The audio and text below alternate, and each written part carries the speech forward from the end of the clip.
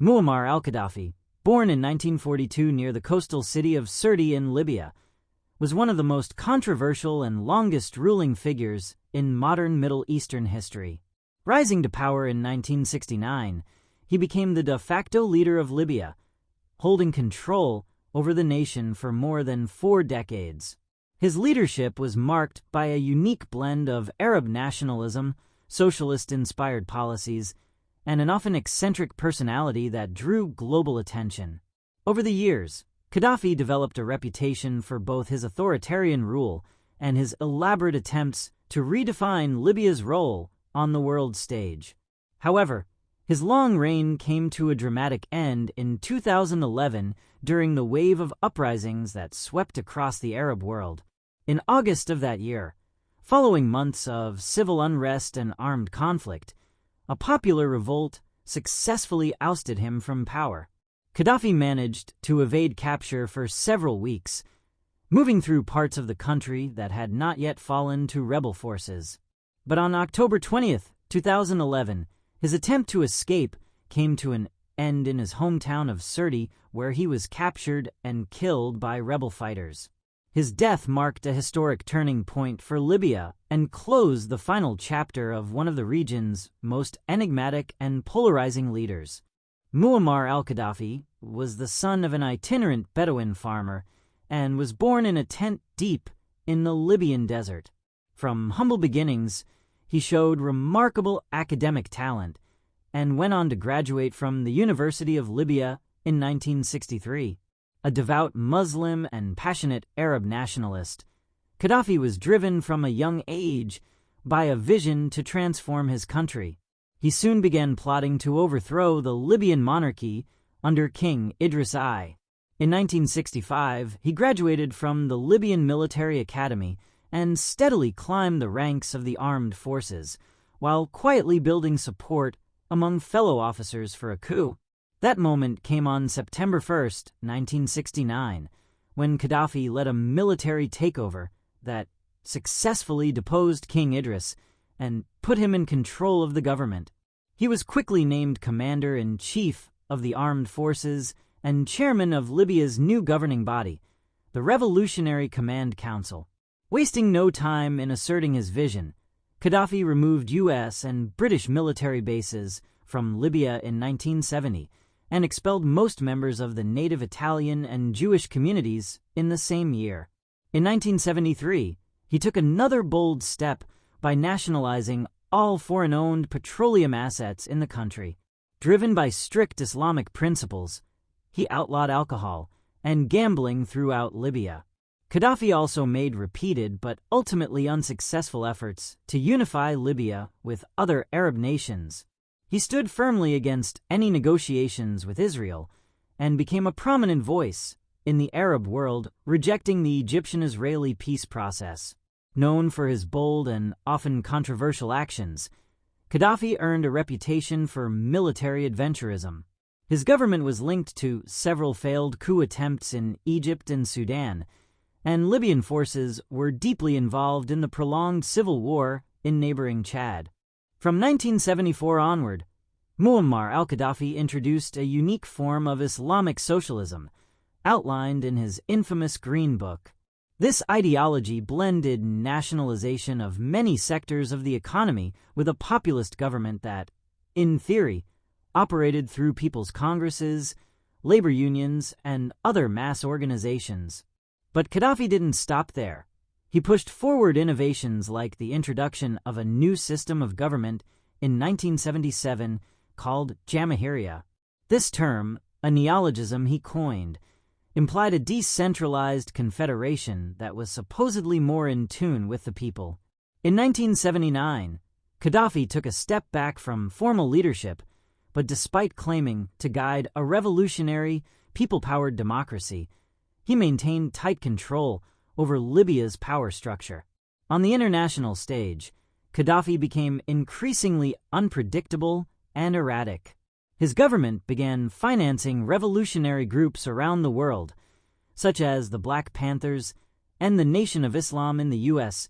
and the Irish Republican Army in Northern Ireland. His regime was linked to assassinations of exiled opponents and involvement in several bloody terrorist attacks across Europe, allegedly carried out by Palestinian or other Arab extremists. These actions drew Gaddafi into intense conflict with the U.S. In April 1986, in retaliation, U.S. warplanes based in Britain launched a bombing raid on several sites in Libya, killing or injuring some of Gaddafi's children and narrowly missing him. Libya's involvement in the 1988 bombing of a civilian airliner over Lockerbie, Scotland, brought Gaddafi to the brink of international isolation. The tragedy led to severe United Nations and U.S. sanctions that deepened Libya's estrangement from the global community. However, in the late 1990s, Gaddafi made a dramatic move to distance himself from the incident by turning over the alleged perpetrators of the bombing to international authorities. This gesture helped pave the way for a thaw in relations. By 2003, UN sanctions were lifted, and following Gaddafi's announcement that Libya would abandon its unconventional weapons program, the United States also eased many of its sanctions. While some critics still remained, these actions marked the beginning of Gaddafi's efforts to rehabilitate his image abroad and allowed Libya to slowly reintegrate into the global community. In February 2009, Gaddafi was elected chairman of the African Union, further signaling his re-entry into international diplomacy.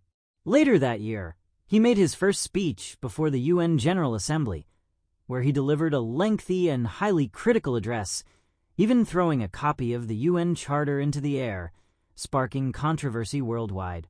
In early 2010, Gaddafi sought to extend his tenure as chairman of the African Union beyond the usual one-year term, but his attempt was met with resistance from several African nations and ultimately denied.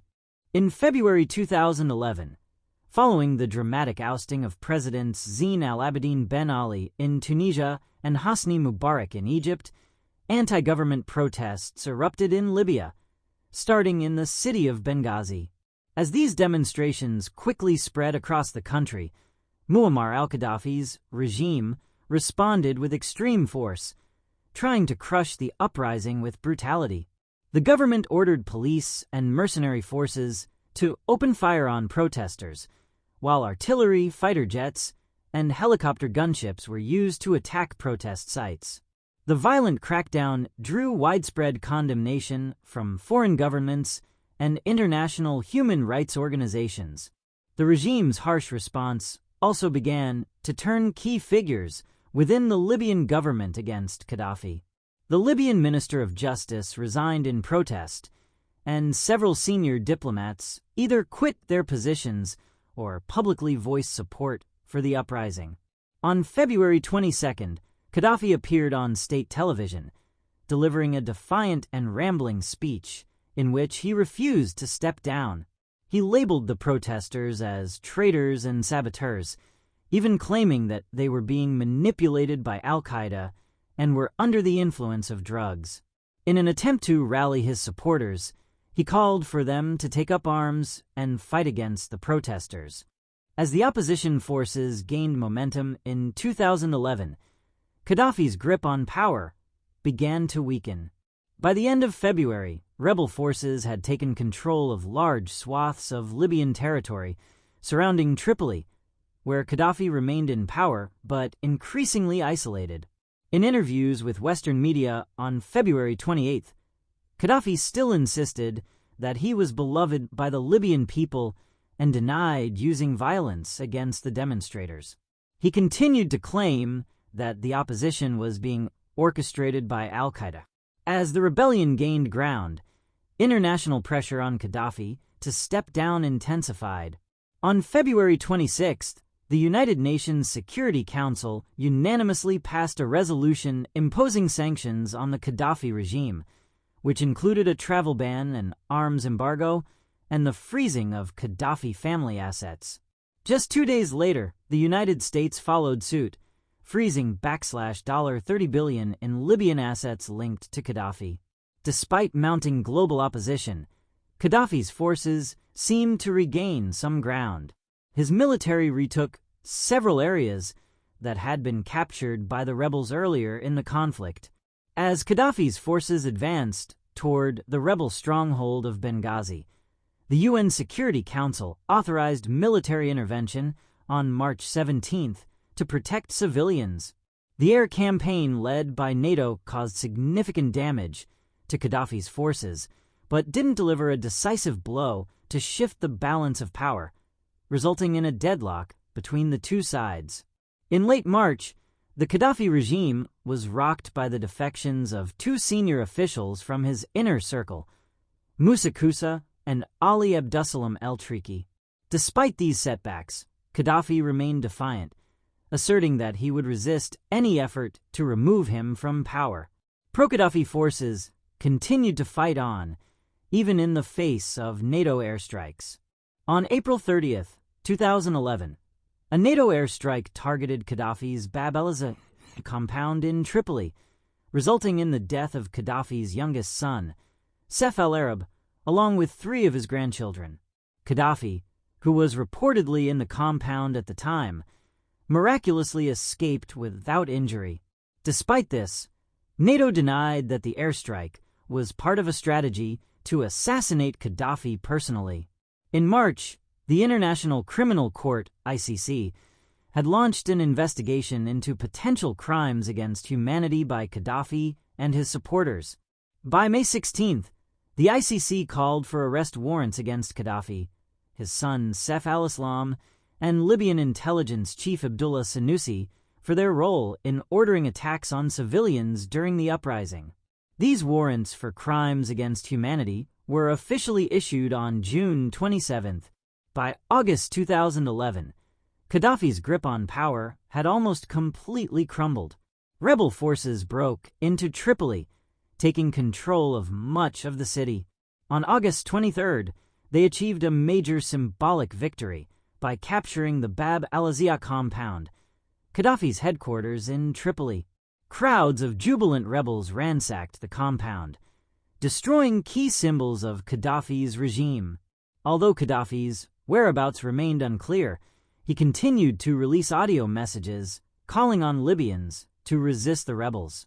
As rebel forces consolidated their control over Tripoli, they intensified efforts to capture or kill Gaddafi, offering a reward of $1.7 million for information leading to his capture.